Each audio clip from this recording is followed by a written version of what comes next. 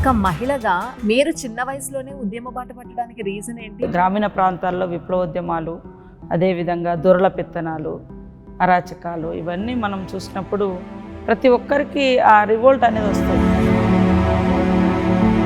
Portfolio women and child welfare మీకు ఎట్లా అనిపిస్తుంది? మీరు ఏం చేశానని అనుకుంటున్నారు? వాస్తవానికి చాలా చేయాల్సినటువంటి అవసరం ఉంది. సమూలమైనటువంటి మార్పులు రావాలి. ఫస్ట్ ఈ అత్యాచారాలు, ఈ యొక్క మహిళలు అంటే ఒక చిన్న భావన, అది తొలగాలంటే శిక్షణ, శిక్ష రెండు ఉండాలి.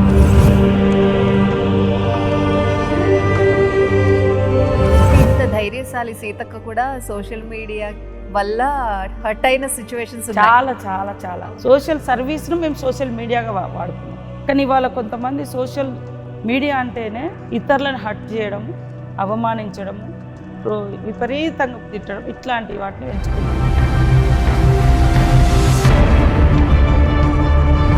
వనితా టీవీ ప్రేక్షకులకి యానివర్సరీ సందర్భంగా మీరు ఏం చెప్పదలుచుకున్నారు? మహిళలందరికీ కూడా వనితా ఛానల్కి ఒక ప్రత్యేకత ఉంది. మహిళల సమస్యల పట్ల ఫోకస్ చేయడం, మహిళా నాయకత్వాన్ని ఎంకరేజ్ చేయడం, ఎంపవర్ చేయడం, కష్టాలను కన్నీళ్లను అధిగమించి ముందుకు రావడానికి ఎప్పుడు కూడా ఒక ఇన్స్పిరేషన్ స్టోరీస్ మీరు ఇస్తూ ఉంటారు. అది చాలా నాకు నచ్చింది.